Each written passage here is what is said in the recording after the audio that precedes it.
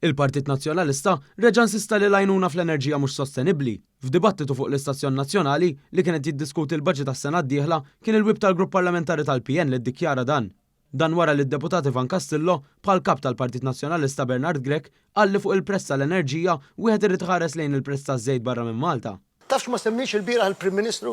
Ma semmix il-problema se jagħmel jekk ikalħares qatt jibda jola il-prezz taż-żejt. Dlonk l-intervent tal-kandidat tal-Partit Laburista tal-Parlament Ewropew Daniel Attard li nnota kif il-Prim Ministru kien ċar dwar l-istabilta fil-prezzijiet tal-elettriku.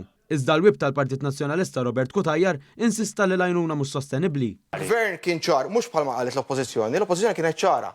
Is-sussidi qalu mhumiex sostenibbli jekk jola barra jola Malta. Iridu jilliberalizzaw is-suq tad-distribuzzjoni tal-elettriku. Mela qed tikkonfermaw il-politika tagħhom. Mhuwiex sostenibbli. Il-Gvern kien ċar li l-Gvern se jibqa' jissussidja il-kontijiet tal-enerġija, tad-dawl, tal-ilma. It-tweġiba ta' Kutajjar għal dan kienet li għajjar il-Gvern populist. Qed ikun populist. Il-Gvern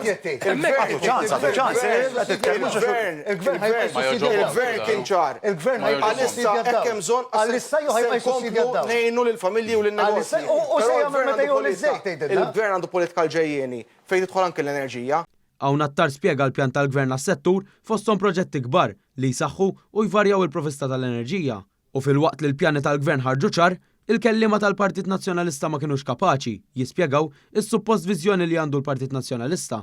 Mitlubin id-dettalji, il-kellima tal-Partit Nazzjonalista kontinwament qalu li jmorru lura l-politika ta' żmien Gonzi PN fl-2013. Inti għamilt mistoqsija u tweġiba tawilek ta' l-Oppożizzjoni kienet ċara. Il-viżjoni ekonomika tagħna tal-Partit Nazzjonalista hija li morru lura fejn konna 10 snin ilu. Hekk qed jgħidu. Jiġifieri nifhimha ta' jiġifieri kollega tiegħi Robert li kien ir-right hand ta' dak iż-żmien Gonzi PN, jiġifieri nifhem illi qalbu għadha tħabbat illi għalih Malta l-Golden Days tagħha kienet. Meta kellna nies jirreġistraw għax-xogħol 12,000 ruħ. Sewa meta benefiċċji ġodda kontinsjon fil-baġit. Hemmhekk irridu nerġgħu morru. U jekk kien hemm xi dubju, neħħieħ Robert Kutajjar. Semmi kull darba lil Lorenz Gonzi. Lilek u lil-ħabib tiegħi. Ma taħsibx li qed nistħi jew qed iġarrax kont naħdem ma' Dr. Gonzi. Jiena gburi. Li ħdimt ma' persuna li kellu viżjoni.